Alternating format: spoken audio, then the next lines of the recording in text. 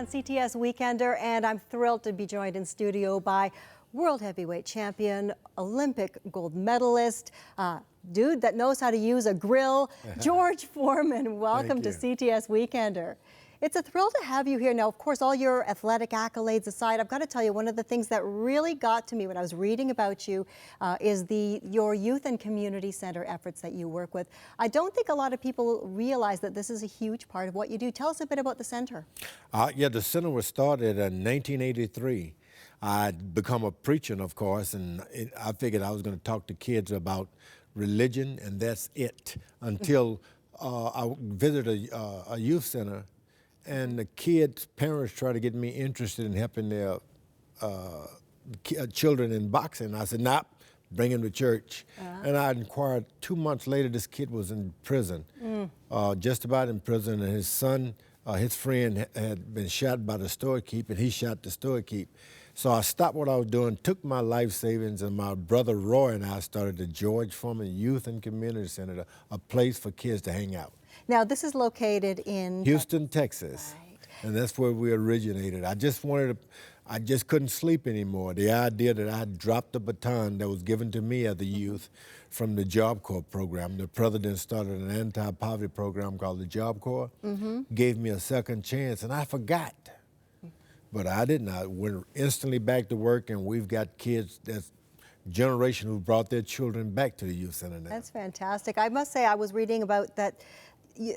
This has not been without challenges. There have been times where you questioned the actual continuation of the youth center. It's not always been an easy go. Yeah, I took my money, and you say to yourself, I'm going to box, and I'm going to save money to live happily ever after. And you say, I got to have a kid's education and all those things. Then all of a sudden you see a need, and you realize, they're all my children.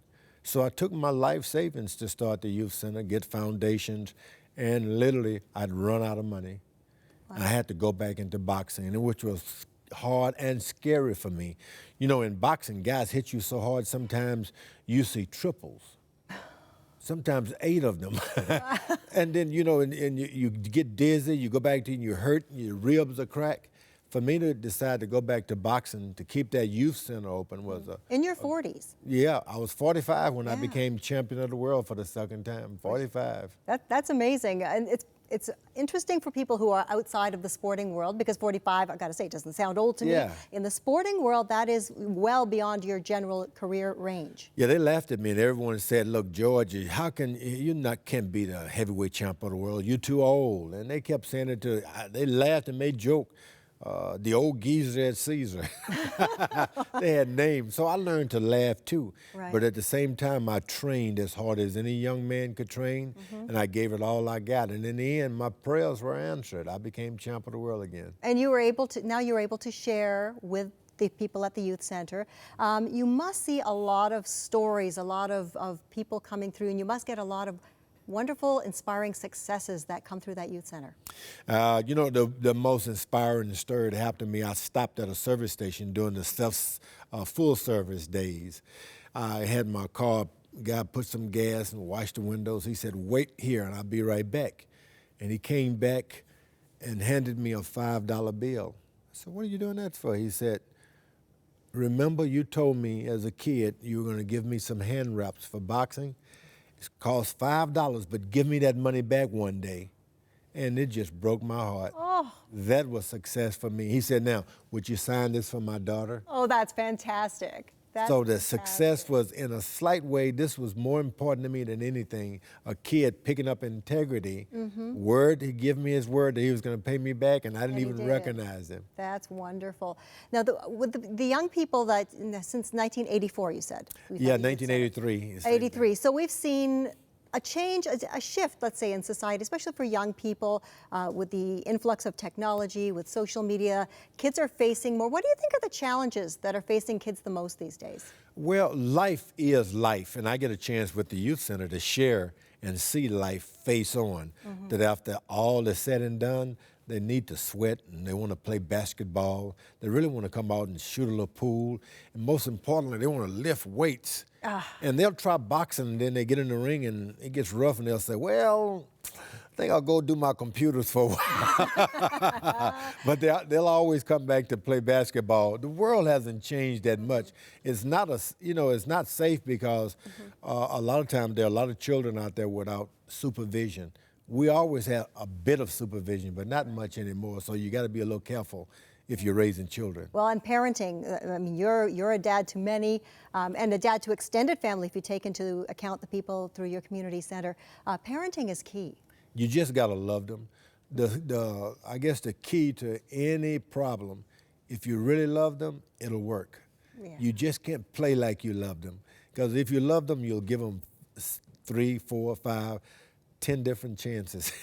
Because you're always picking up pieces and say one more time. Of course. You just got to continue to stay with the children. And I have to say congratulations as well. I was reading you got the 2013 Shell Legacy Award. Yeah, for your the work. awards, and I couldn't believe that they were looking at my life, the people at Shell, and they gave me that award. It meant a lot to me that people pay attention. If you do good, everyone's looking.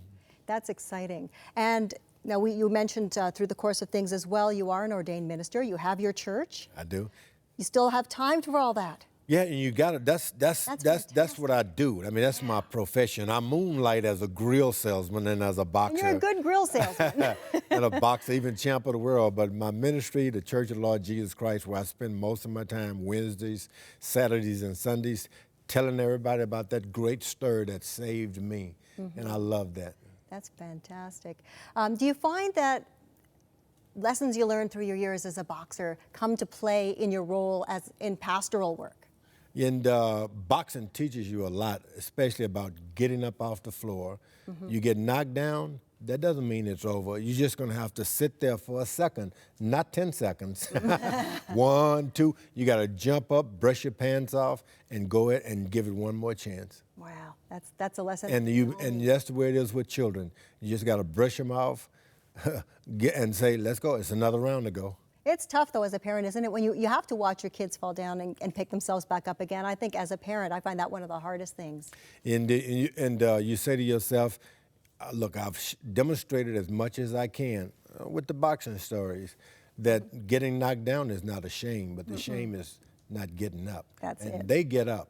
Sometimes they go right back down again, but there's always, 10 rounds to go in life. That's fantastic. Well, we're going to be keeping an eye on things as the community center continues to flourish with your ministry. I wish you all the best. I want to thank you for joining us today on CTS Weekender. It's a pleasure. Come back and visit sometime. Thank you so much. So love to see you again. Thanks to George Foreman, and we'll be right back with more on CTS Weekender.